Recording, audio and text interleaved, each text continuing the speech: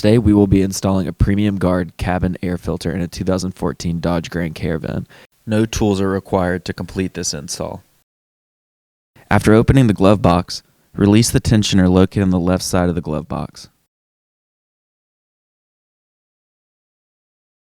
On either side of the glove box, push the back panel back and squeeze the sides inward to release the glove box to access the air filter. Remove the plastic cover. Remove the old air filter. Notice the debris on top of the filter indicates that the air flows downward. It is important to assure that you install the new filter with the airflow indicators pointing down.